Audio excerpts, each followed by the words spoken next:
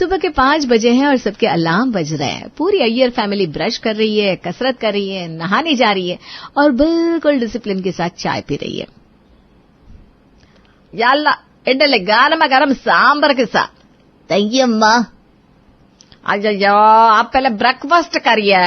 खाने के टेबल पर अखबार पढ़ना इज बैड मैनर्स। हमको मालूम जी, लो रख दिया। अब लाओ इडली। वाह वाह वाह, गरम गरम सॉफ्ट सॉफ्ट इडली का बात ही कुछ और है जी। और अम्मा के हाथ की इडली की बात ही कुछ और है।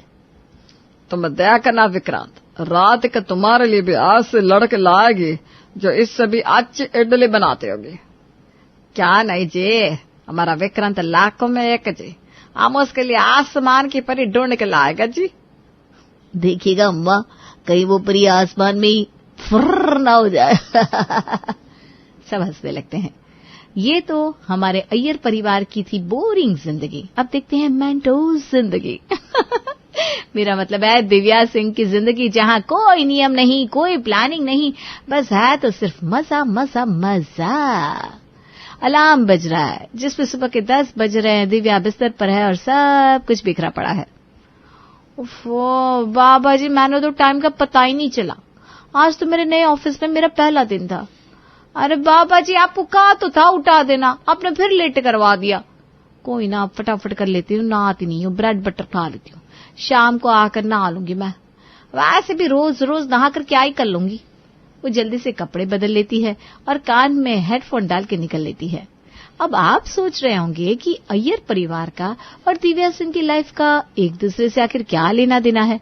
अरे भैया, लेना देना है, क्योंकि अब कुछ ऐसा होने वाला है जिससे इन दोनों की जिंदगी एक दूसरे से टकराने वाली है। और इसके बाद जो पटाखे फूटने वाले हैं इसके बारे में तो आप पूछिए मत। चलिए अब ज्यादा बात नहीं करते, देखते हैं ये दोनों एक दूसरे से मिलते हैं तो आखिर मिलते कैसे। अरे निम्मो आंटी, आपको तो पता है ना, मुझे ये फैमिली के साथ एडजस्ट नहीं होता। मेरा मतलब है कि उन्हें मेरे साथ एडजस्ट नहीं होता। मेरी हरकत ही ऐसी है, कुछ दिनों बाद वो ना मुझे अपने घर से निकाल देते हैं। देख दिव्या, दिलजीत ने मुझे कन्नड़ा से फोन किया है तेरे वास्ते कोई फैमिली ढूंढ दूं जिसके पास बंगलुरु में तो किराए पर रह सके। अकेले ना तू ठीक से खाती है ना इंसानों की तरह रहती है, इसलिए मैंने भी तेरे वास्ते एक अच्छी सी फैमिली देखनी पड़ी। बड़े ही अच्छे लोग हैं, घर में सिर्फ 3 लोग। एक तेरा कमरा एक्स्ट्रा होगा और खाना पीना भी सब रेंट में ही इंक्लूड होगा। निम्मो आंटी, मम्मी खुद तो कनाडा में रहती है और यहाँ मुझे फंसा देती है किसी भी फैमिली के साथ। ये तो गलत बात है ना। अब वो तो माँ बेटी जानो, मैंने तो एडवांस भी दे दिया है और अभी तेरे बाद उनसे ही बात करने वाली हूँ। ठीक है, आप उन्हें मेरे बारे में अच्छे से बता दीजिएगा, ऐसा ना हो कि उन्हें बाद में मुझसे शिकायत होने लगे। देख पुत्र, थोड़ा एडजस्ट तो तुझे भी करना होगा ना, थोड़ा शांति से अच्छे से बात कर लिया कर। क्यों जंगलीपन पे उतर आती है। और अब तो बंगलुरु में तेरी जॉब भी लग गई है, यानी घर मिलना बहुत मुश्किल है। समझी मेरी बात को। जी जी निम्मो आंटी, आप मुझे एड्रेस भेज दीजिएगा, मैं देख लूंगी। वैसे कब जाना है वहाँ? बताती हूँ पुत्र, चल रखती हूँ। इससे तो बात हो गई, अब मिसेस अय्यर से भी बात कर लेती हूँ। निम्मो जी, बोलिए जी, कैसे हैं आप? बस जी बाबा जी की मेहर। आपने कमरे के लिए कहा था ना कोई किराएदार ढूंढने को, बस उसी के लिए आपको फोन किया था मैंने। मेरी पहचान में है कोई, वहीं आपके पास किराए पर रहने आ रही है। उसकी मम्मी ने एडवांस भी भेज दिया है, बस आप उसका चंगे से ख्याल रखिएगा। देखिए लड़की ना जरा चंचल है लेकिन मन की बड़ी साफ है, आप उसका अच्छे से ख्याल रखिएगा। अय्या निम्मो जी, जब हम बैंगलोर आए थे तब आपके पास ही हम किराए पर रहते थे। आपने हमारा बड़ा साथ दिया जी। हम आपके रिश्तेदार का अच्छे से ध्यान रखिएगा, आप बिल्कुल टेंशन ना लो। जी जी, मैंने उसे आपका नंबर दे दिया है, वो आपसे बात कर लेगी। ठीक है जी, फिर मिलता है जल्दी जल्दी। हाँ जी, सत श्री अकाल। अय्यर के घर रहने आ रही है हमारी दिव्या सिंह।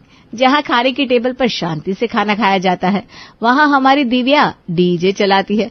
इन दोनों का आपस में मिलन कैसा होगा ये सोचकर मुझे तो घबराहट सी हो रही है।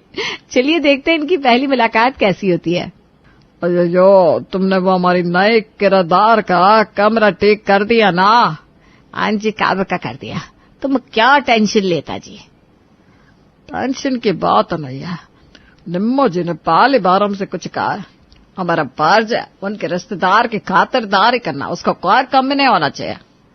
अरे चिल्लप्पा, कोई कमी नहीं होगी इसको, लेकिन वो अभी तक आई क्यों नहीं? उसने तो कहा था शाम के 8 बजे आ जाएगी। अय्या, उसका बात सही जी, वही ना आती होगी। हम थोड़ा और वेट कर लेते हैं, कोई बड़ी बात नहीं, 15-20 मिनट इधर उधर चलता है। अय्यर फैमिली दिव्या का वेट कर रही थी। उन्हें लगा था कि 15-20 मिनट में दिव्या आ ही जाएगी। लेकिन हमारी दिव्या तो पूरे 2 घंटे लेट थी।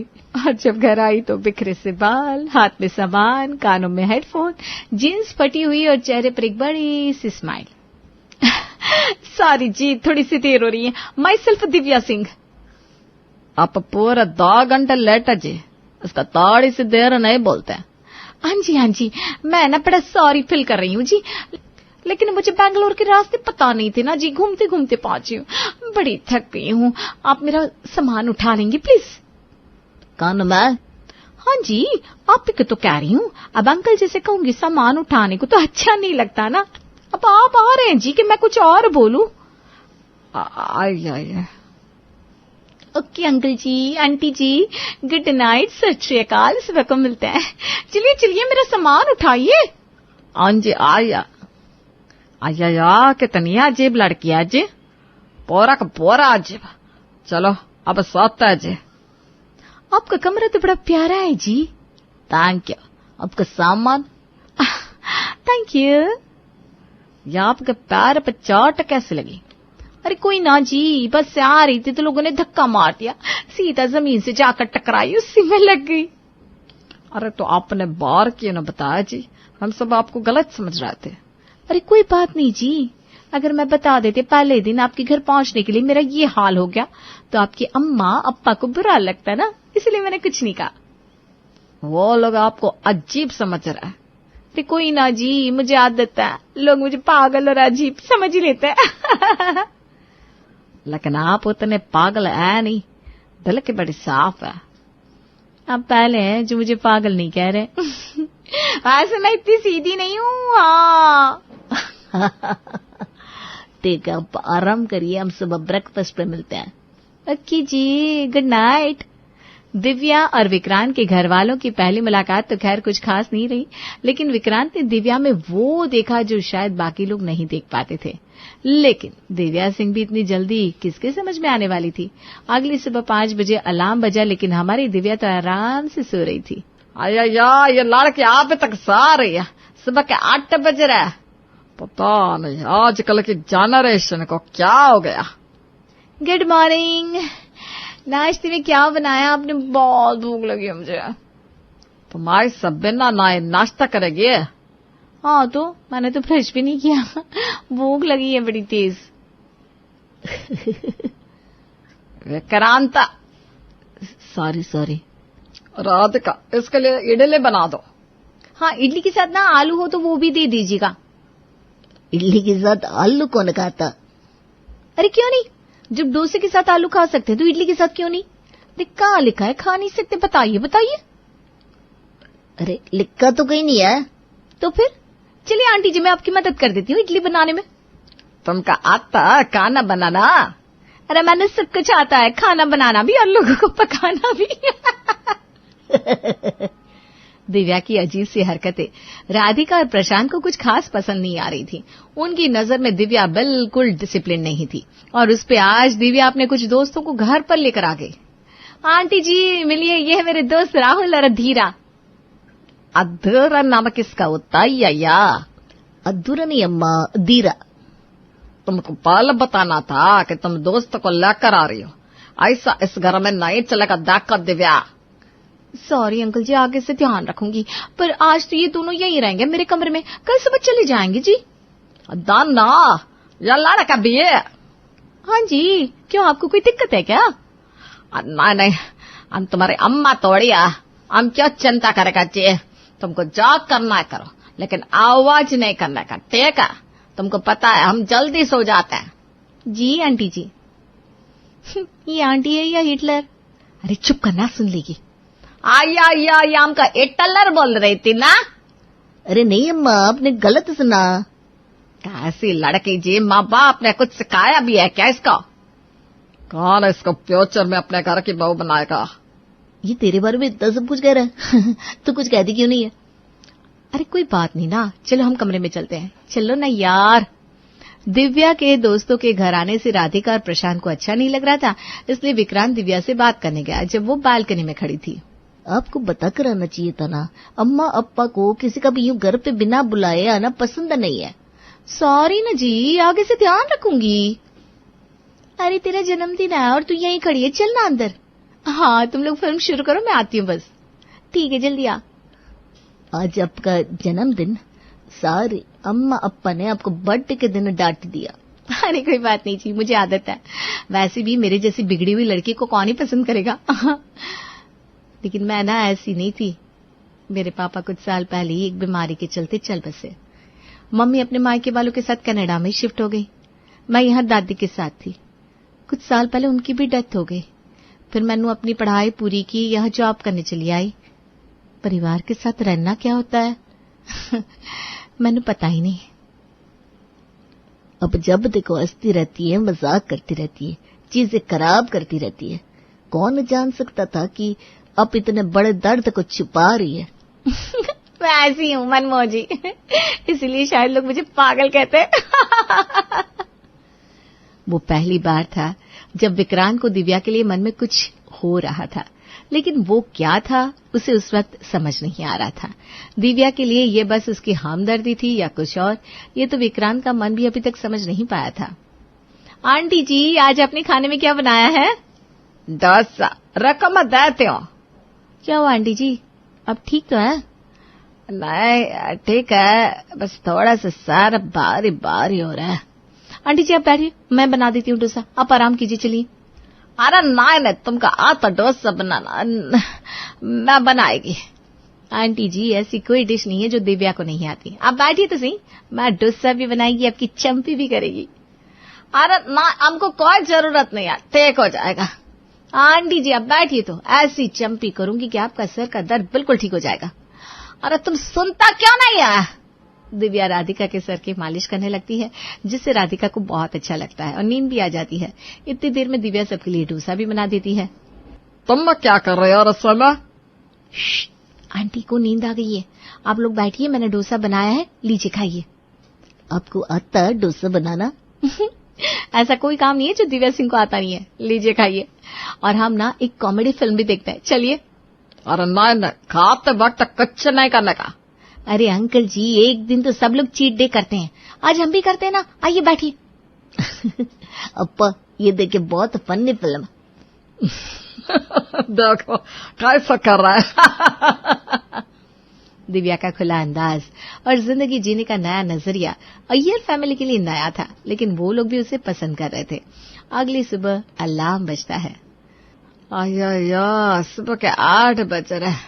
आज पहली बार हम लेट हो गया। उनको भी कितना अच्छा लग रहा है। सच कहूं तो मुझे भी अच्छा लग रहा है, लेकिन मेरे को चैंपी की वजह से नींद आ गई। तुम क्या लेट उठा? अरे कल हम विक्रांत और दिव्या के साथ कॉमेडी मूवी देख रहा था। क्या मूवी था, ऐसा ऐसा के पेट दुख गया। फिर हम लेट सोया तो आज लेट उठा। ये सब हमारे साथ पहली बार हो रहा है ना।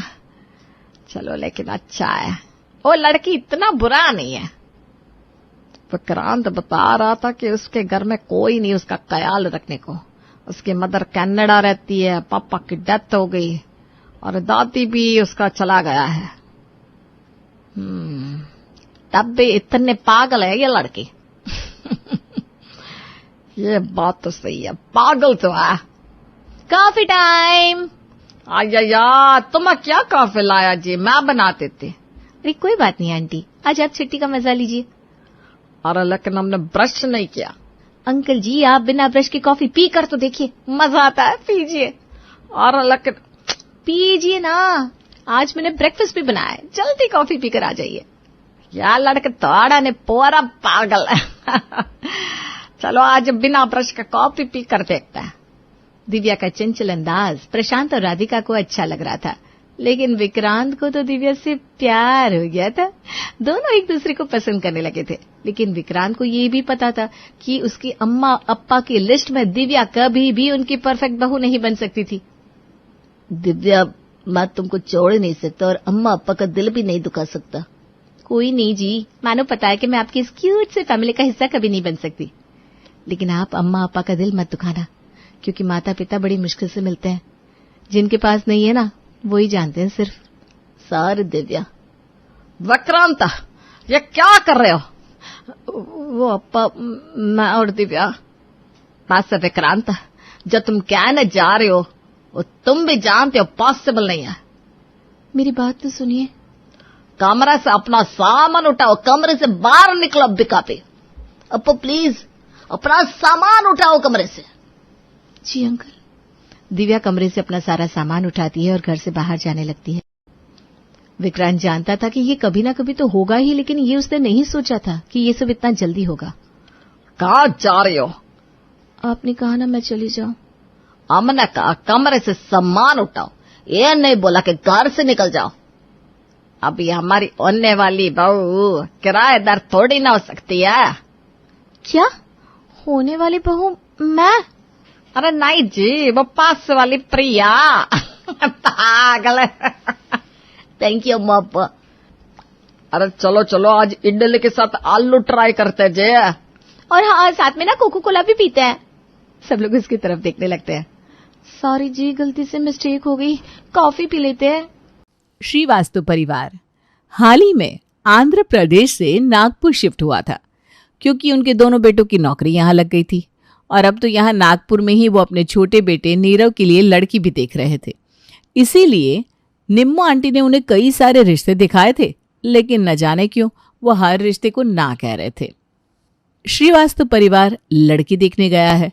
लड़की वाले उनके सामने चाय और नाश्ता रखते हैं, जिसे देखते ही वो एक दूसरे को देखकर अपना सर ना में हिलाने लगते हैं। इस घर को भी ना कह दिया, अजीब बात है। आखिर इन्हें कैसी लड़की चाहिए? ये 5वां घर था जहां श्रीवास्तव परिवार ने लड़की को ना कहा था। अब तो निम्मो के मन में भी सवाल उठने लगे थे, इसलिए इस बार तो उसने श्रीवास्तव परिवार से पूछ ही लिया। अरे इस बार तो आप बता ही दो जी, कैसी लड़की चाहिए आपको? ये 5वां घर है जिससे आपने ना कहा है। मैंने तो समझ में नहीं आ रहा, क्या ढूंढ रहे हो आप लड़की में जी? पूरी। क्या पूरी? अय्या सच है जी, मेरी जब शादी हुई थी तब मुझे इडली डोसा सांभर सब बनाने आता था जी, लेकिन मुझे पूरी बनाने नहीं आती थी। मेरी सास को भी नहीं आती, और मेरी बड़ी बहू तो डोसा भी टूटा फूटा बना लेती। इसके बारे में क्या ही बोलूं आपको। इसीलिए हमारा पूरा परिवार चाहता है कि इस बार हमारी छोटी बहू आए तो उसको पूरी बनाने को आता हो, जो एकदम फूली फूली गर्मा गर्म पूरी बनाकर हमको खिलाए। लेकिन आपने हमको जो भी घर दिखाया जी, उसमें किसी भी घर ने हमारे सामने पूरी नहीं रखी थी, इसलिए हमने सबको ना कह दिया जी। अरे ऐसा था तो पहले बताना था जी, मैं आपको ऐसी लड़की ढूंढ के दूंगी जो सबसे बेस्ट पूरी बनाती हो। आपका बहुत बहुत आभार होगा जी, बस हमें पूरी तलने वाली बहू मिल जाए जी। कैसा पागल परिवार है ये, पूरी बनानी नहीं आती। मैं तो अगली लड़की के घर वालों को कह दूंगी कि इनके सामने पूरी का थाल भर के रख देना, फिर तो ये ना नहीं कह पाएंगे और मेरे पैसे भी मिल जाएंगे। अगली बार निम्मो श्रीवास्तव परिवार को सोनाक्षी के घर ले गई और उनके घर वालों से पहले से कह दिया था कि उन्हें पूरी का थाल भर के लड़के वालों के सामने रखना है, और सोनाक्षी के परिवार ने यही किया। श्रीवास्तव परिवार के सामने आलू की सब्जी और पूरियों का थाल भर के रख दिया। अरे आप तो कुछ ले ही नहीं रहे। सोनाक्षी अंदर और भी गर्मा गर्म पूरियां बना रही है, आप लीजिए ना। हमको ये रिश्ता मंजूर है जी, लेकिन आपने तो अभी तक सोनाक्षी को देखा भी नहीं। अయ్యయ్యో हमने पूरी को देख लिया जी, सब देख लिया, हमको रिश्ता मंजूर है जी। वैसे तो हमें भी नीरव बहुत पसंद है, हमारी तरफ से भी आप रिश्ता पक्का समझिए। अय्या यही बात पर सब लोग आलू पूरी खाते हैं जी। चलो अच्छा है, मुझे तो हमेशा ही सोनाक्षी की शादी की चिंता लगी रहती थी। वो तो कभी तेल के आगे जाती ही नहीं। चलो अच्छा है, इस पूरी की वजह से उसकी शादी तो तय हो गई। आरती मन ही मन खुश हो रही थी क्योंकि उसे पता था कि सोनाक्षी को श्रीवास्तव परिवार से अच्छा और कोई घर नहीं मिल सकता था। और वहाँ श्रीवास्तव परिवार भी काफी खुश था कि उन्हें फाइनली पूरी बनाने वाली लड़की मिल गई। सब लोग बैठ जाओ, सोफे में पोछा लगा देती है, कोई नीचे नहीं उतरेगा। अयो पूनम, तुम्हें पता नीरव का रिश्ता तय हो गया। अरे वो क्या करती है लड़की? पूरियां बनाती है।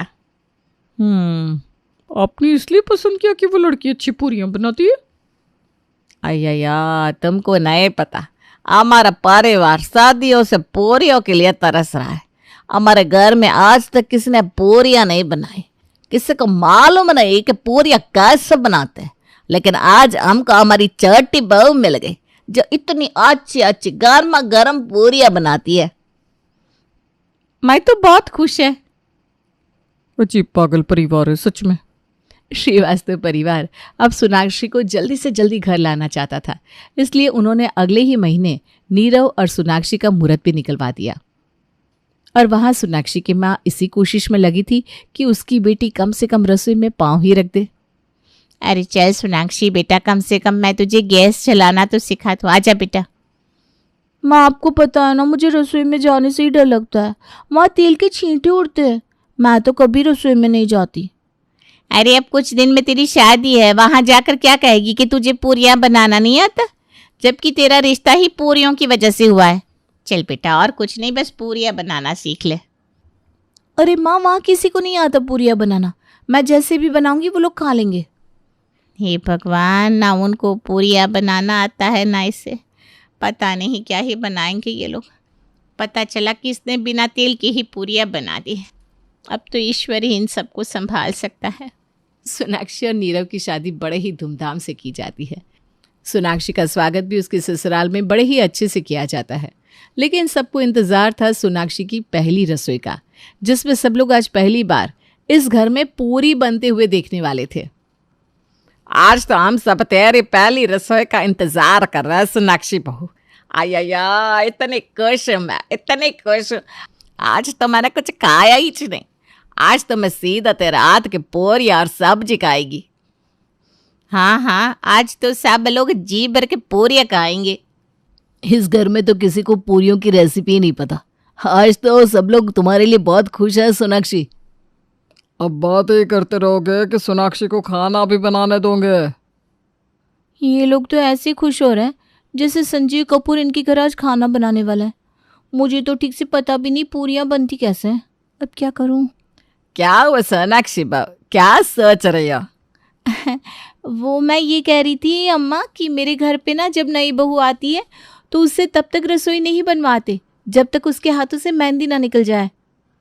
अम्मा, बात तो सोनाक्षी की सही है। एक काम करते, जो इतना इंतजार किया वो थोड़ा और कर लेते। हाँ, मेरे हाथों की मेहंदी उतर जाए तब मैं आप सबके लिए रसोई बना दूंगी। आया, ठीक है, चलो कोई बात नहीं। सोनाक्षी ने कुछ दिन के लिए तो खुद को बचा लिया, लेकिन कुछ दिन बाद तो उसके हाथ की मेहंदी उतर गई थी। और आज सब लोग बड़े खुश थे क्योंकि आज सोनाक्षी सबके लिए पूरियां बनाने वाली थी। सब लोग टेबल पर उसका इंतजार कर रहे थे। अयो, मुझसे तो इंतजार ही नहीं हो रहा। आज तो मैं कम से कम 10 पूरियां खाऊंगी। पूरियों के लिए इतना कौन पागल होता है? अजीब परिवार है सच में। मेरे को क्या है, मैं तो पोछा कर लेती है। कितनी अच्छी खुशबू आ रही है ना। मैंने तो आज पेट में इतनी सारी जगह खाली रखी है कि मैं पूरियां पेट भर के खा सकूं। अभी तक आई नहीं सोनाक्षी बहू। अरे अम्मा, पूरियां बनाने में वक्त लगता होगा ना, हमने तो कभी बनाई नहीं। ये लो आ गई सोनाक्षी। ये लीजिए गर्मा गर्म बिरयानी और रायता। बिरयानी? अम्मा, आज मेरे दोस्त की पोती ने नया होटल खुला था तो इसलिए उसने ही आज खाना भेजा है। आया, इसका मतलब आज भी पूरियां नहीं मिलेगी। अरे भाभी, आप ये बिरयानी खाकर तो देखिए, मज़ा आ जाएगा आपको। ठीक है, चलो अभी बिरयानी आ ही गई है तो खा लेते हैं। पूरियां किसी और दिन खा लेंगे। अब कल बना देंगे सोनाक्षी पूरी और आलू, है ना? अरे आज तो इन्हें बाहर का खिला दिया, कल क्या बहाना बनाऊंगी। सोनाक्षी के बहाने खत्म ही नहीं हो रहे थे और यहाँ अब श्रीवास्तव परिवार का इंतजार जवाब दे चुका था।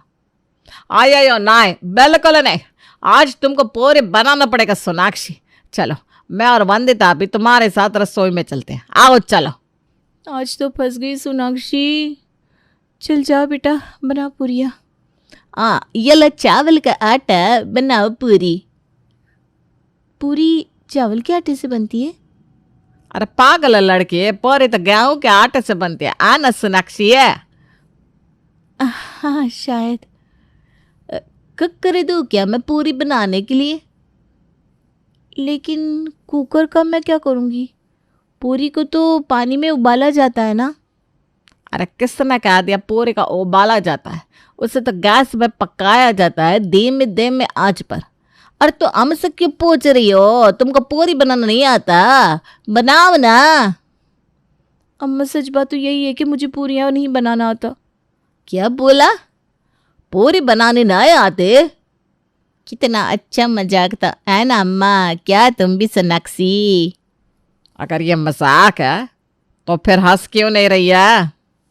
क्योंकि ये मजाक नहीं, सच है। अम्मा मुझे नहीं आती पूरी बनाने। लेकिन हम तुम्हारे घर आए थे तब तो तुम्हारी मम्मी ने कहा था सोनाक्षी अंदर गर्मा गर्म पूरियाँ बना रही है। मेरी मम्मी ने झूठ कहा था, वो पूरियाँ मैंने नहीं बनाई थी। आया ऐसा कैसा? तुम्हें झूठ कैसे बोला? मम्मी को लगा कि अगर उन्होंने आपको सच बता दिया तो आप ये रिश्ता नहीं करेंगी, इसलिए उन्होंने झूठ बोल दिया। अया मुर्गन, हमारे घर को श्राप मिल गया कि किसी को भी इस घर में पूरियाँ बनानी नहीं आएगी। अब हम क्या करेगा जी? अम्मा सोनाक्षी की मम्मी ने पूरियाँ तो बनाई होगी, क्यों ना हम उनसे सीख के पूरियाँ बनाए? ये अच्छा आइडिया है। तुम अपना मम्मी से बात करो जी, उनसे पूछो उन्होंने कैसे बनाई थी पूरियाँ, फिर हम सब भी उनसे सीख लेंगे जी। ठीक है, मैं अभी उनको फ़ोन करती हूँ। सोनाक्षी अपनी मम्मी को फ़ोन करती है और पूछती है कि उन्होंने पूरियाँ कैसे बनाई थी। लेकिन सोनाक्षी की माँ से जो जवाब आता है वो भी चौंकाने वाला था। क्या आपने नहीं बनाई थी पूरियाँ? तो किससे बनाई थी? अरे वो तो हमने फेमस ढाबे से ऑर्डर की थी, इसलिए तो खाने में इतनी स्वाद थी। हे मुर्गन, ये सब क्या झोल हो रहा है? किसी को पूरियाँ बनानी आती ही नहीं। मैंने तुझसे पहले ही कहा था सीख ले। अब देख तेरी वजह से मेरा भी नाम खराब हो रहा है। आपने अगर झूठ नहीं कहा होता तो मैं इसमें फंसती नहीं। अब इतनी मुश्किल पूरियाँ बनाना मैं कैसे सीखूंगी? सोनाक्षी फ़ोन पे अपनी माँ के आगे रो रही थी और उनकी बातें पूनम कमरा साफ करते हुए सुन रही थी। अरे अजीब परिवार है, जब देखो पूरियों को लेकर रोता रहता है। सबके सब पागल है, मेरे को क्या है, मैं तो अपना काम करके चली जाएगी। अब क्या करूं? जाकर अम्मा को बताती हूँ कि मम्मी को भी नहीं आता पूरियाँ बनाना। डांट तो पड़ेगी लेकिन अब सह लूंगी, और क्या। घर में चारों तरफ उदासी छाई हुई थी क्योंकि पूरियाँ बनाने का कोई भी रास्ता नहीं दिख रहा था। लेकिन तभी सोनाक्षी के दिमाग की बत्ती जलती है, वो उठ खड़ी होती है। अरे अम्मा, भाभी, हम क्यों ऐसे बैठे हैं? हम तो घर में बैठकर अपने कमरे में पूरियाँ बनाना सीख सकते हैं। अय्या कैसे? हम सबके पास फ़ोन है, आजकल फ़ोन पे सब कुछ सिखाते हैं। अरे ये आइडिया हमको पहले क्यों नहीं आया? अम्मा, हम फ़ोन में पूरियाँ कैसे बनता है ये सीख सकते हैं। चलो फिर देर किस बात की, निकालो फ़ोन और ढूंढो पूरियाँ कैसे बनती है। राधिका और उसकी बहुएं फ़ोन में पूरियाँ कैसे बनाते हैं ये सीख रही थी। इस पे बता रहे हैं कि पूरी बनाने के लिए कुछ नहीं करना होता, बस आटा लीजिए, उसको गूंथिए। पूरी का आटा थोड़ा सा सख्त होना चाहिए। अब छोटी छोटी पूरियाँ बेल लीजिए और गर्मा गर्म तेल में उसे तल लीजिए, आपकी पूरियाँ तैयार है। अय्या, पूरियाँ तेल में तली जाती क्या? ये दिखने में जितना आसान लग रहा है उतना होगा नहीं। नहीं अम्मा, मुझे तो लगता है कि मैं बना ही लूँगी पूरियाँ। अम्मा चलिए हम भी चल के पूरी ट्राई करते हैं रसोई में। अब तुम्हें दोनों को लगता है तो चलो ट्राई करते हैं। वंदिता और सोनाक्षी दोनों रसोई में आ जाती है और उनके पीछे पूरा परिवार भी, आकाश, नीरव और उनके ससुर भी, क्योंकि उन्हें भी देखना था कि आखिर पूरियाँ बनती कैसे है। अरे वंदिता, तुम्हारा आटा तो ज्यादा ही नरम लग रहा है। माँ जी, आटा नरम होगा तो पूरी अभी तो नरम बनेगी। लेकिन फोन पे दिखा रहे थे कि आटा सख्त होना चाहिए। और सोनाक्षी, तुम्हारा आटा तो कुछ ज्यादा ही सख्त है। अरे अम्मा टेंशन नहीं, मैं बना लूंगी पूरियां, आप देखते जाइए। अरे जल्दी करो, तेल गर्म हो गया है, देखो धुआं निकल रहा है। अरे इसमें से तो धुआं निकल रहा है, दूर हो जाओ, मैं डाल रही हूँ पूरी। अरे इतने ऊपर से डालोगी तो तेल बाहर आ जाएगा, तेल को ठंडा करो थोड़ा। लेकिन फोन में तो कहीं नहीं लिखा था कि तेल को ठंडा करने फ्रिज में रखना है, अब क्या करूं? मेरा आटा तो पिघल रहा है, इसे कैसे डालूं तेल में? हमें तो पता ही नहीं था कि पूरियां बनाना इतना मुश्किल है। धीरे धीरे करके एक एक पूरी डालो। देखो मुर्गन का नाम लो, हल्के से पूरी डाल दो। चलो चलो जल्दी करो। अय्यो, मुझे डर लग रहा है। अरे मान देता है, तुम्हारा आटा तो पूरा नीचे गिर रहा है। बस चुप करो, अब मैं और नहीं देख सकती ये पूरी की रामायण। कैसे लोगों को पूरी बनानी नहीं आती? हटो सब, मैं बनाती हूँ पूरी। अरे पूनम, तो 20 साल की है, तेरा काम नहीं है पूरी बनाना। अब पूनम तुझे नहीं आएगा, गर्मा गर्म तेल में पूरी बनाने का है। अरे चुप करो आप सब लोग, मैंने सबसे पहले पूरी बनाना ही सीखा था। हटो मैं दिखाती हूँ। पूनम ने सबको हटाकर गीले और सूखे आटे को मिक्स कर दिया और पूरियों का आटा तैयार कर दिया। उसके बाद उसे छोटी छोटी रोटियां बनाई और तेल को ना बहुत ज़्यादा ठंडा रखा और उसके बाद पूरियां बनाकर तैयार कर दी। ये लो, बन गई आपकी पूरियां। आयो पूरियां अब बन गई, देखा सबने पूरियां। मेरा तो आंसू ही नहीं रुक रहा है आंखों से। पूरियां, इतनी सारी पूरियां बन गई। एक मिनट ऐसे ही पकड़ो, मैं फोटो ले लेता हूँ। पता नहीं कितने सालों के बाद हमारे घर में पूरियां बनी है। मैं भी फोटो खींच लेता हूँ, अपने कमरे में ना बड़ा सा पोस्टर लगाऊंगी इसका। मुझे तो पता ही नहीं था कि इस तरह बनती हैं पूरियां। पूरा का पूरा परिवार पागल है। अगर इन्हें नहीं बताया होता पूरियां इस तरह बनती है तो ये ना जाने बिना तेल की ही पूरियां बनाने में लगे थे। अब ये पूरियां खा रहे हो कि मंदिर में सजा दूं? ये कहानी है एक देवरानी और एक जेठानी की, जिसमें एक तरफ थी जेठानी जो जितना भी खाती कभी मोटी नहीं होती, वहीं दूसरी ओर थी देवरानी जो जरा सा भी खाती तो मोटी हो जाती, और दोनों ही इस बात से बेहद परेशान थी। एक दिन इन दोनों के घर में उनकी सहेली अंबिका आती है।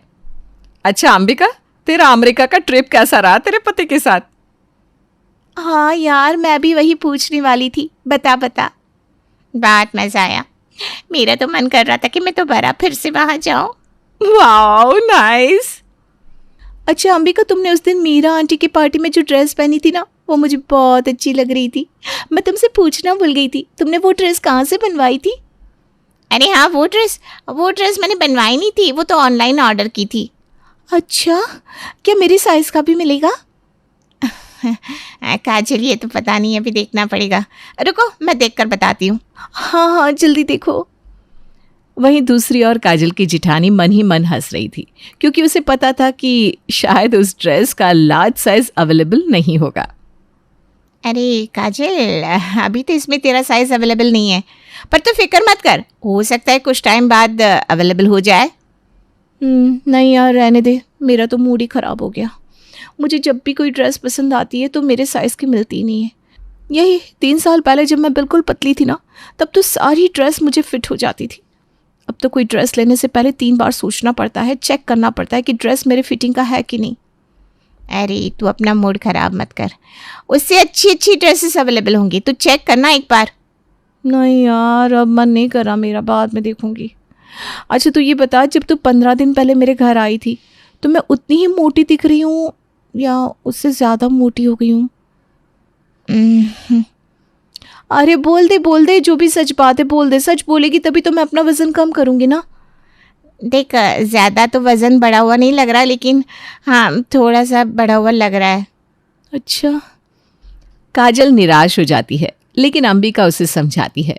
ये देखकर हंसिका मन ही मन सोचती है, इस मोटी को समझाने की ज़रूरत नहीं है, बल्कि कम खाने की ज़रूरत है। अरे हंसिका, तो कुछ बोलेगी या आज चुपचाप ही बैठी रहेगी? चुपचाप क्यों बैठी हुई है? अब अरे कुछ नहीं, तुम दोनों बेस्ट फ्रेंड के बीच में मैं भला क्यों बोलूं? अरे सिर्फ हम दोनों बेस्ट फ्रेंड कब से हो गए? तू भी तो हमारी बेस्ट फ्रेंड है। मैं जब आई थी तभी मुझे पता चल गया था कि तुम दोनों के बीच कुछ तो हुआ है, लड़ाई हुई है ना तुम दोनों में। अरे जिस इंसान को जुबान संभाल कर बात करनी नहीं आती ना, उससे बात करनी नहीं चाहिए। अपनी बात कर रही है जेठानी जी? नहीं, तुम्हारी बात कर रही हूँ। तुम में बात करने की बिल्कुल भी तमीज नहीं है। हाँ, आपको तो बहुत तमीज है। ओफो, कम से कम अभी तो मत लड़ो। दोनों देवरानी जेठानी का नेचर ऐसा ही था। दोनों अक्सर एक दूसरे से लड़ा करती थी। अच्छा ठीक है, बहुत देर हो गई है, अब मैं घर चलती हूँ। तुम लोग प्लीज़ ज़्यादा मत लड़ा करो। Okay, bye bye. बाय। चल बाय, दोबारा आना। हाँ। अंबिका चली जाती है।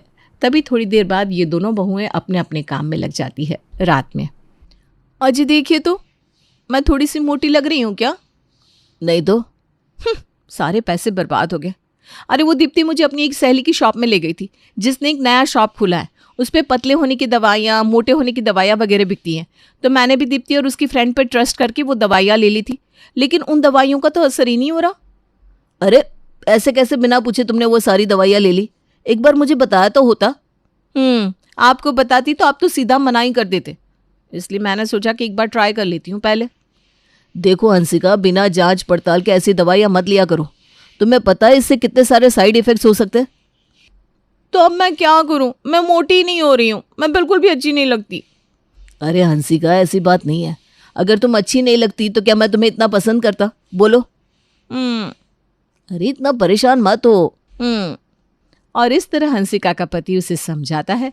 अगले दिन, आज मैंने जो दाल मखनी बनाई है ना, वो सासू माँ को जरूर पसंद आएगी। बड़ी आई सोच रही है कि सासू माँ को इसकी दाल मखनी पसंद आएगी।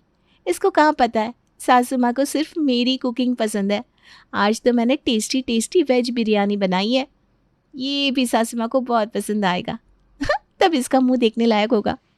वैसे भी खाने की ज़रूरत तो इसको है, सुखटी कहीं की।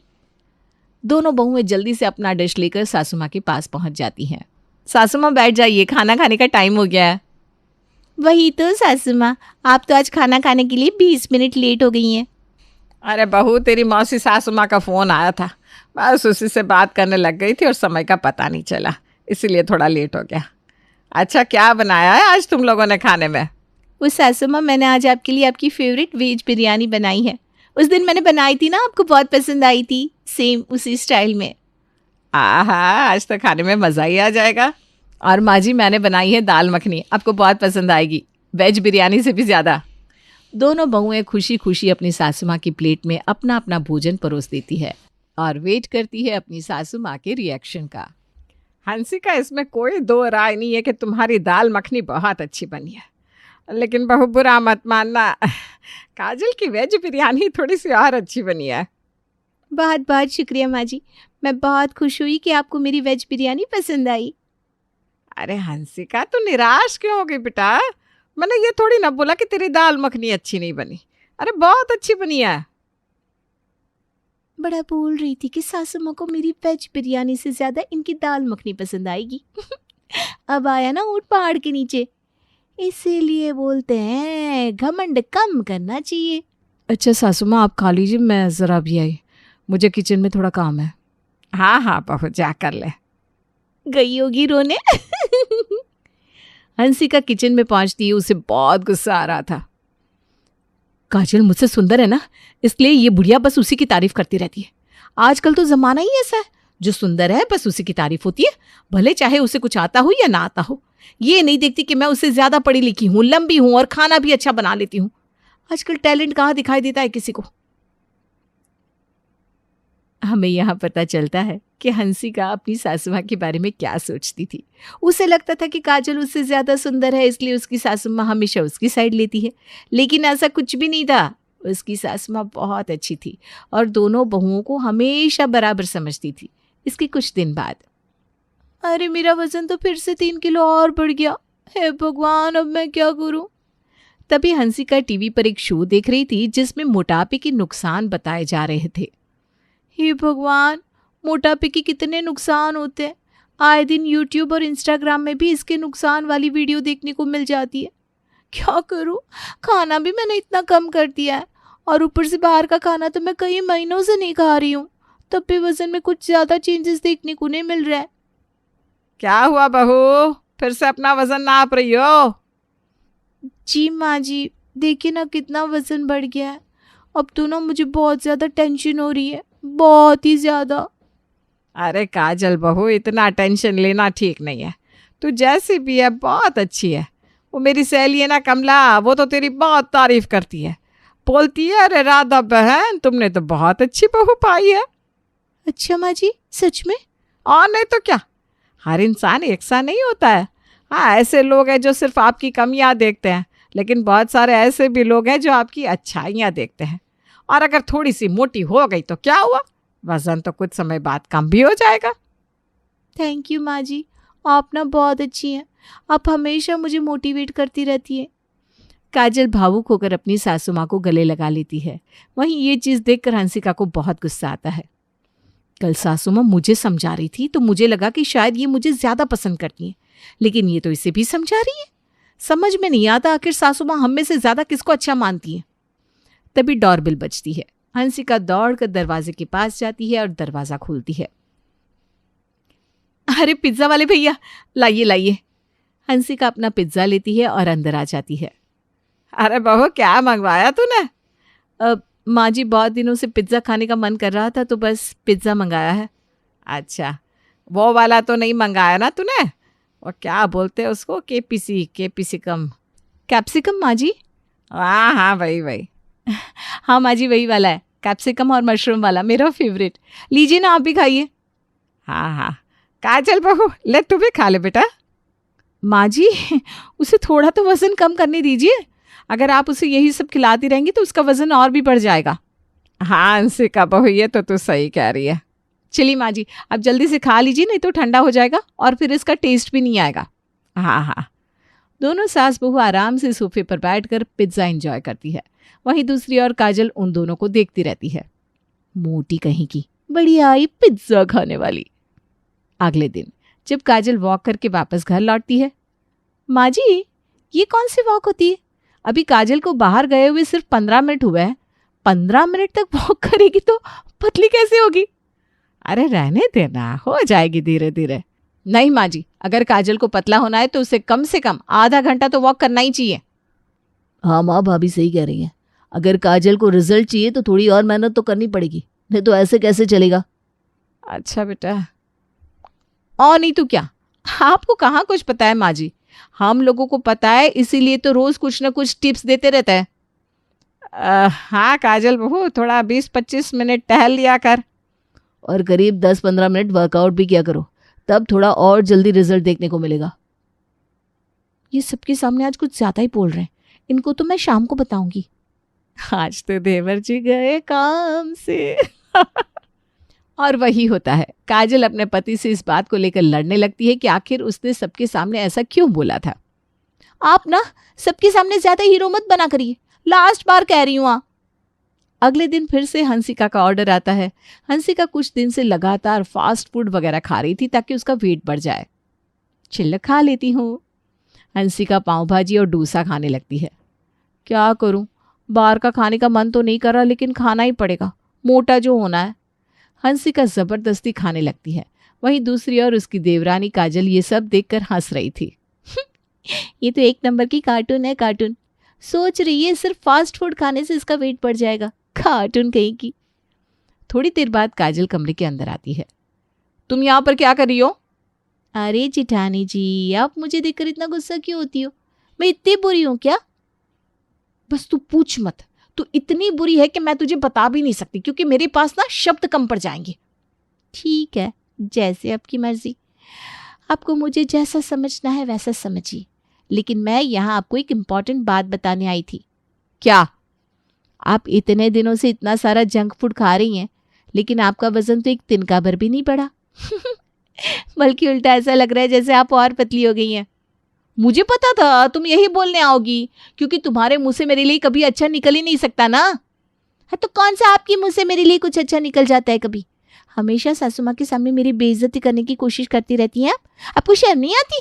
बड़ी होकर भी ऐसी हरकतें करती हैं। अरे शर्म तो तुझे आनी चाहिए। तूने मोनिका के सामने मेरे बारे में क्या क्या बोला था, मुझे सब पता है। तूने मुझे सुखटी, लकड़ी, चूसा हुआ आम बोला था, कहा था कि नहीं? बोल। देख लो, शर्म नाम की एक चीज नहीं है। हंसी जा रही है। जिठानी जी, मैं क्या बोलूं? ये तो पागल हो गई है, मुझे ही यहां से जाना पड़ेगा। हंसिका गुस्से में अपने कमरे से उठकर चली जाती है। अरे जेठानी जी, अपना ये डोसा तो ले जाइए। काजल आज भी अपनी जेठानी का बहुत मजाक उड़ाती है। देखना, मैं जल्दी पतली हो जाऊंगी और इन सब का मुंह बंद कर दूंगी। हाँ। कुछ दिन बाद दोनों बहुएं जिम ज्वाइन कर लेती है, वो भी बिना किसी को बताए। अब तो मैंने जिम ज्वाइन कर लिया है, देखना जल्दी मोटी हो जाऊंगी और बहुत अच्छी दिखने लगूंगी। वहीं दूसरी ओर काजल भी बड़ी खुश थी। चलो, मैं भी अब जल्दी ही पतली हो जाऊंगी और सबकी होश उड़ा दूंगी। फिर क्या, दोनों देवरानी जेठानी अलग अलग जिम में अपना खूब पसीना बहाने लगती है। एक और जेठानी हंसिका खुद को मोटा करने के लिए खूब जिम करती है, वहीं दूसरी ओर काजल खुद को पतला करने के लिए खूब कार्डियो करती है। ऐसे ही दिन बीतते रहते हैं और करीब 3 महीने बीत जाते हैं। अरे वाह, मैं तो अब थोड़ी सी मोटी दिखने लगी हूँ। हाँ बहू, सच में तू तो मोटी हो गई है। ये कैसे किया तूने? और काजल भी पतली हो गई है, मतलब दोनों ने धमाल मचा दिया। हाँ, कमाल हो गया। 3 महीने में ही आप दोनों ने आखिरकार खुद को बदल ही लिया। देवर जी, मैंने इतनी मेहनत जो करी थी, ये सब मेरी मेहनत का फल है। बहू, ये तो बहुत अच्छी बात है। सभी लोग जेठानी जी की तारीफ करते रहेंगे या मेरी भी तारीफ करेंगे? अरे मैं तो पहले से बोल रही हूँ कि दोनों बहू ने धमाल मचा दिया है। अरे कमाल कर दिया तुम दोनों ने। काजल, सच में I am very proud of you. दोनों ने खुद को आखिर बदल लिया था, जिससे दोनों बहुओं को हर जगह से बस तारीफ ही तारीफ मिल रही थी। अमेजिंग। हाँ, thank you, thank you, thank you so much. कुछ दिन बाद उनकी मौसी सासू माँ की छोटी बेटी की शादी का दिन आता है। ओ गॉड, शादी का घर है इसलिए रोज मुझे ऑयली फूड खाना पड़ रहा है। कहीं मैं फिर से मोटी ना हो जाऊं। हे भगवान, मुझे ट्रेनर ने जो डाइट बताई थी वो तो मुझे यहाँ मिल ही नहीं रही। अब मैं फिर से पतली हो जाऊंगी। Oh no. फिर क्या, दोनों शादी वाले घर से शाम के समय चुपचाप बाहर निकलती और बाहर ही अपना अपना डाइट वाला खाना खरीद कर खा लेती। ये रेस्टोरेंट तो काफ़ी बढ़िया है, यहाँ पर जिम करने वाले लोगों के लिए सारी वैरायटी अवेलेबल है। इस वक्त काजल भी उसी रेस्टोरेंट में आई थी। ओ माय गॉड, जेठानी जी यहाँ? इसका मतलब ये भी जिम जाती है। दोनों घर पहुंचकर, क्या बात है जेठानी जी, आप जिम जाने लगी हो और किसी को भनक भी नहीं लगने दी। वाह वाह वाह वाह। तुम भी तो बड़ी चालाक हो, तुमने भी तो किसी को भनक नहीं लगने दी। हाँ, आपसे स्मार्ट जो हूँ। इतना सब कुछ करके भी तू तो फिर से मोटी हो गई। आप भी तो हो गई।